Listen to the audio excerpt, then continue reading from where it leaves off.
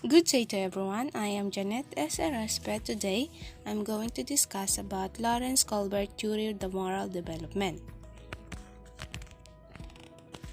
Lawrence Colbert is a famous psychologist born on October 25, 1927 to January 19, 1987. He was a professor of education and social psychology at Harvard University.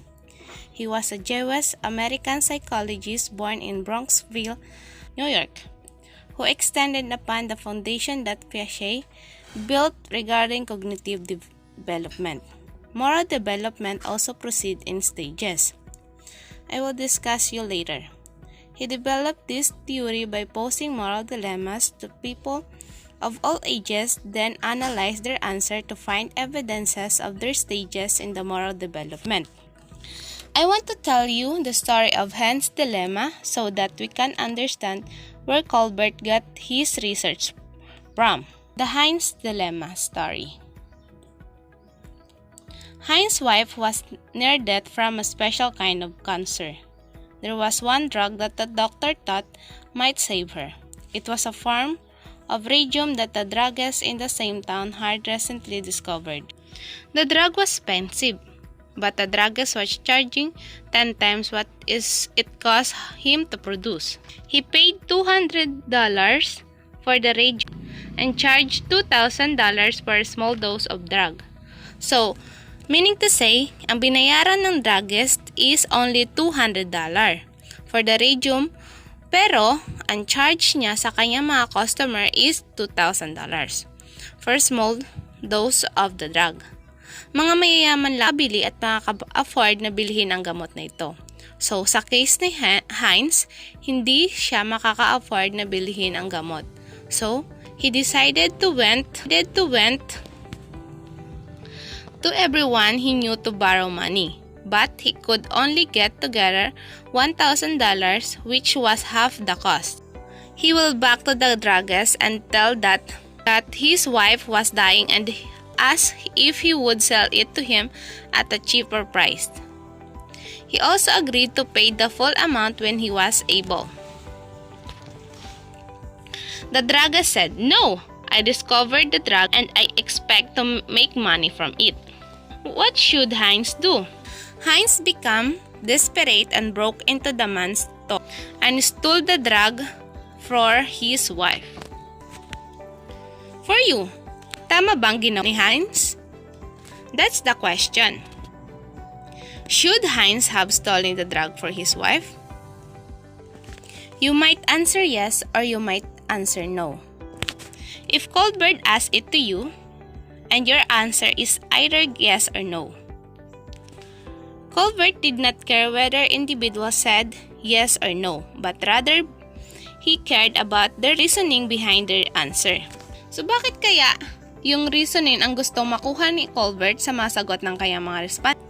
Depending on their reasoning, individuals were categorized one of levels or stages of moral development. Let's proceed to the follow-up question. Should Heinz have stolen the drug for his wife? Let's try to find out kung magkaiba pa rin ba ang reason nyo with this follow-up question.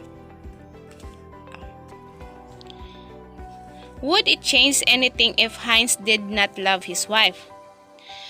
Nanakawin pa rin kaya ni Heinz yung drug kung hindi na niya mahal ang kanyang asawa?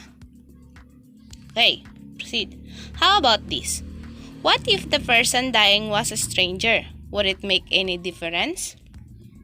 Ganun din kaya ang gagawin ni Heinz kapag hindi niya kakilala yung mga taong mamamatay na. Nanakawin pa rin kaya niya yung gamot na iyon. Or this, should the police arrest the chemist for murder if the woman died? Nakuha ni Heinz yung drug, pinainom niya na sa asawa niya, but namatay pa rin ito. Responsible ba yung chemist or should be police arrest the chemist? Ito yung mga tanong na binabato ni Colbert sa kanyang mga respondent para sa kanyang research. He used this studying the answer for children of different ages. Colbert hoped to discover how moral reasoning changes as people grow older. So, the example comprises again 72 boys age of 10 to 16 years old and 58 at his sample were followed up at 3-year interval for 20 years. So it means, for example, this year he interviews some participants and after 3 years, he make an interview again. He found out that there are changes of the stages of his moral development for the respondent of or participants as they grow older. Colbert identified 3 distinct levels of moral development: the pre-conventional, conventional, and post-conventional. And each level has 2 stages. In level 1, pre-conventional morality have a stage 1 and stage 2. In level 2, conventional morality, there are stage 3 and stage 4. And lastly, level 3, post-conventional morality have a stage 5 and stage 6. Now, we will go back to the story of Heinz dilemma story. We are not going to assess or fall on the level and stages of Colbert moral development, and let's find out how advanced your moral thinking is according to Colbert. I have here 3 options. Among of these 3 options, I want you to choose one. Later on, we will find out of what levels or stages of moral development you are belong. In letter A, Heinz should steal the drugs and accept any prison sentence. B, Heinz should steal the drugs and not go to prison as this is unfair. Or letter C, Heinz should not steal the drug since he would be breaking the law. If your answer is C, you are probably in the level 1 pre-conventional morality. It is belong in right and wrong determined by rewards and punishment. Accordingly, state of mind mostly up to 7th year of our life. But according to Colbert, adult may also act out of this level. So, hindi ibig sabihin na kapag adult ka na, hindi ka na mag-act ng sa ganitong level. Stage 1, obedience and punishment orientation. Children decide to obey rules and avoid being punished if they are punished, which give the signal that their act is moral wrong. In Heinz dilemma, Heinz did not steal the drug because he think that he will be punished by breaking the law. Another example in school. The teacher said to the student he will get a punishment when they do a wrong, like stealing object from his or her classmate. The mentality of student ay hindi nila gagawin or magnanakaw dahil sa punishment na matatanggap nila kapag ginawa nila yon. Wala sa isip nila na mali yung pagnanakaw, kundi sa punishment na makukuha nila kapag ginawa nila ang magnakaw. In stage 2, instrumental orientation. Children act like give and take strategy. You do my work and I will do yours.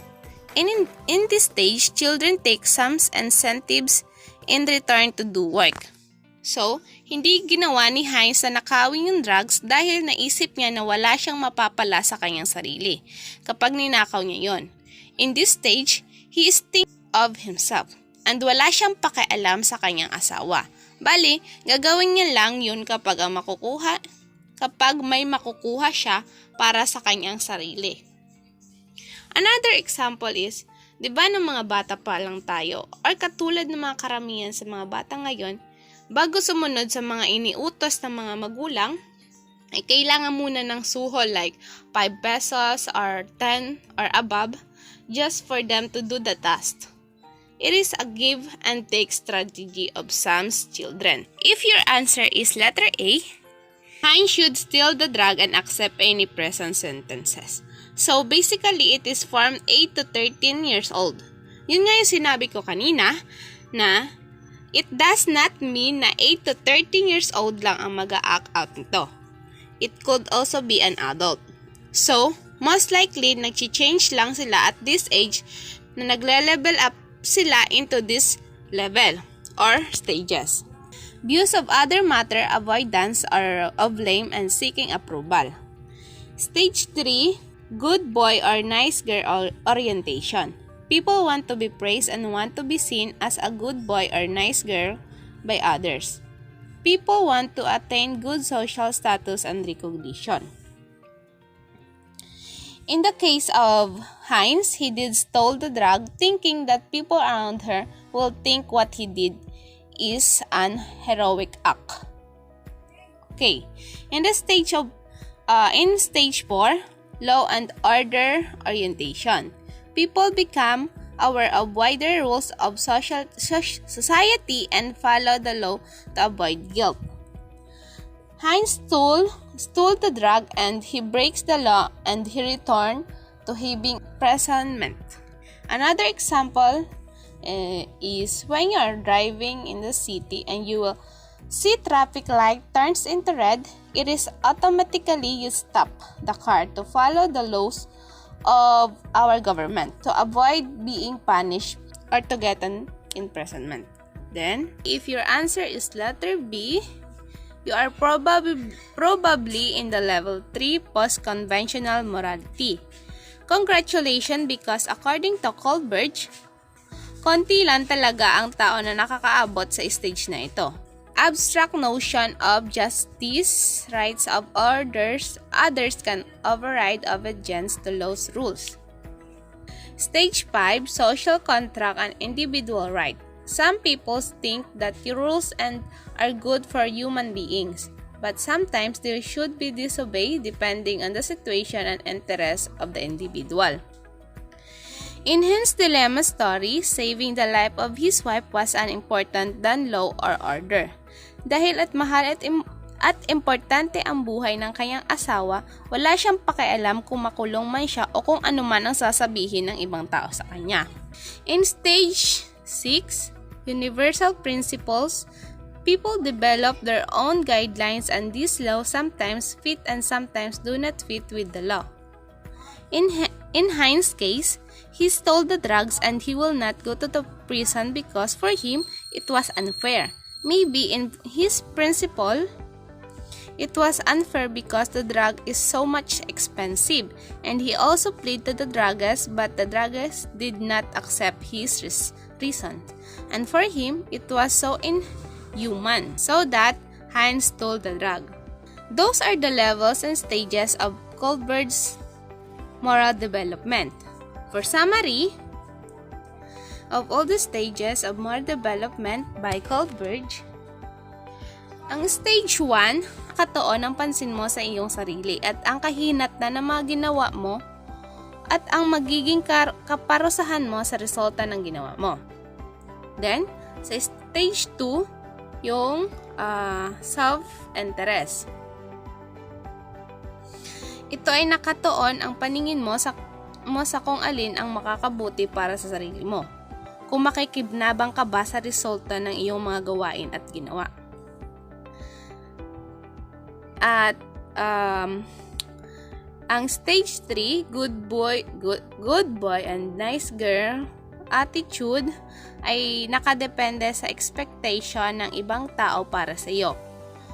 Kasi para sa iyo, tama at mabuti ang mga ginagawa mo kung magiging okay ang relasyon mo sa iba. Yun ang stage 3. Nakapaloob siya sa conventional morality. Then, ang stage 4 ay law and order morality. Ito yung alam mo yung mali na lumabag sa batas. Mahalaga at kailangan sundin mo ang mga kapaloob dito kung ayaw mo makulong. Yun ang sa stage 4. Sa stage 5, social contract, naniniwala ka na totoo ang batas ay naandyan para sa kabutihan natin.